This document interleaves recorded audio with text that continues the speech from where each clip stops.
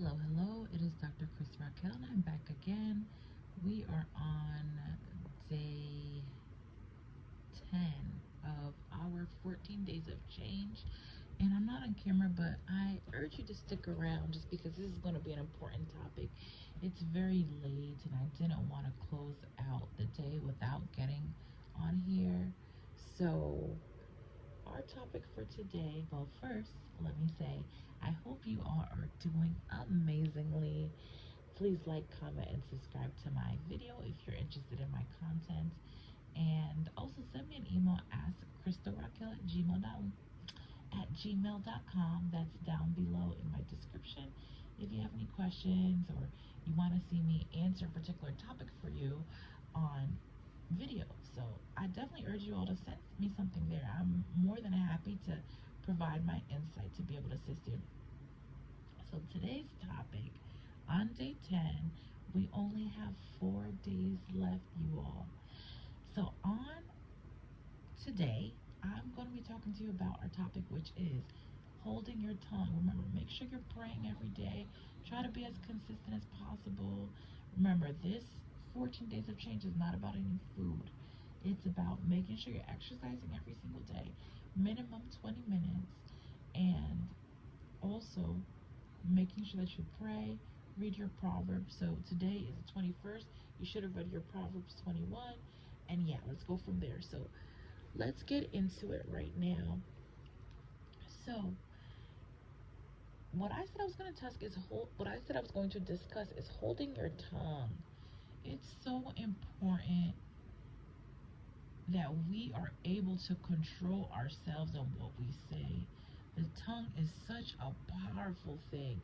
You don't want to be in a position where you are speaking negatively against people, where you are acting like you know things that you really don't, because it's not going to show you in a good light.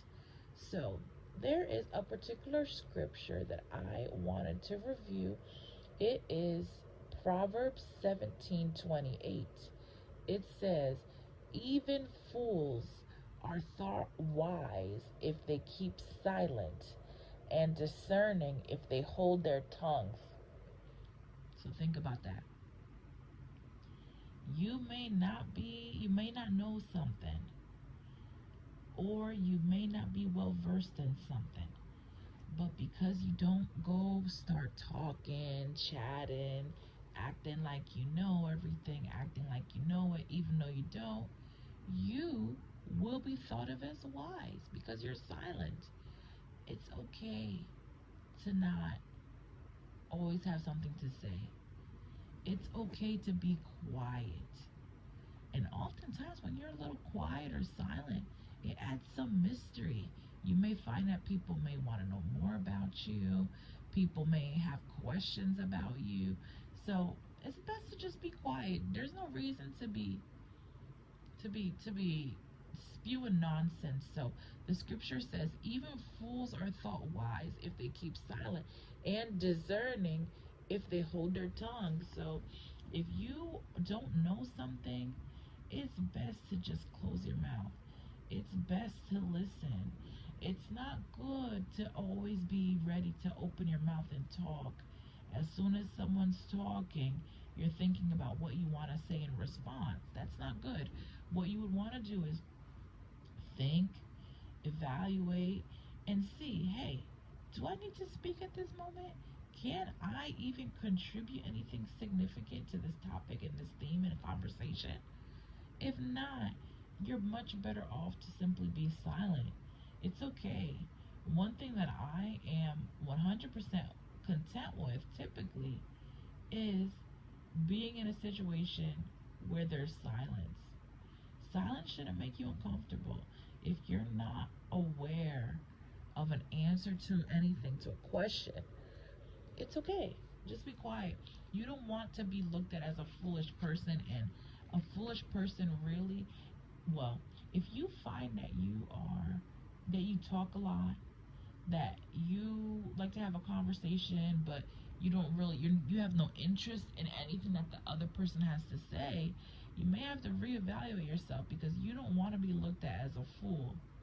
You want to be wise, and wise people are not chatterboxes.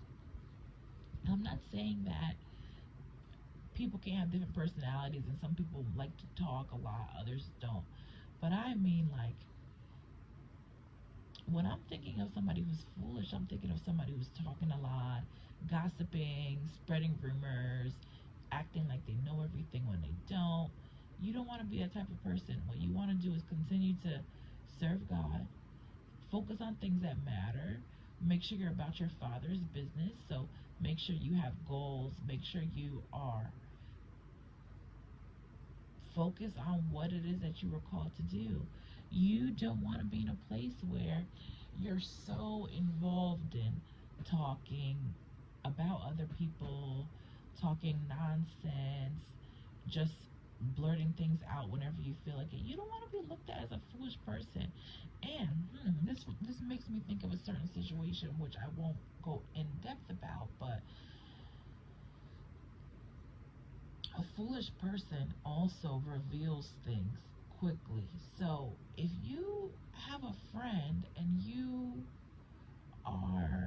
have a good relationship with your friend, and then you end up getting into some sort of argument with them, and then now they reveal everything that you ever told them, that is that the person who they're telling that information to should really give pause, should really think about whether or not that's someone that they should even trust. Because how could you be so, well, this doesn't actually apply to me now that I think about it, but how can you be so close to someone, and then because you get into a small argument, an argument where eventually you all are going to be talking again, now you decide to reveal everything that they ever told you to other people?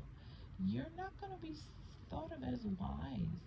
You're going to be thought up as somebody who has loose lips, someone who can't control their emotions, someone who simply just wants to just talk and not even thinking about whether or not it's a good idea to reveal that information. You want to, well, hoping you're not somebody who, as the proverb says, even fools are thought wise if they keep silent, and discerning if they hold their tongue. So you may not be that person who is concerned about being foolish, but I think it's something that we all need to remember. But let's say you've surrounded yourself with people who behave in that manner, who are revealing information, who are chatterboxes. You don't necessarily want to spend your time engaging with people who are like that, especially if you're not. It's not going to help you in the long run. So I really urge you all, please, please focus on stewarding the gifts and talents that you've been blessed with. Focus on loving your neighbor, loving your family, loving your friends. And speaking of friends, that may be our topic for tomorrow.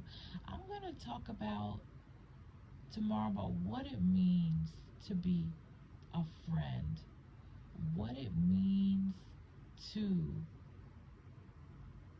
treat others well, treat them with respect, and how we're able to navigate those things in this day and age where it seems like there's a lot of maybe false friends, or it might not always be so easy to find a good friend. So we'll talk about that tomorrow, but for today, just focus on what I discussed. You want to make sure that you are doing the right thing.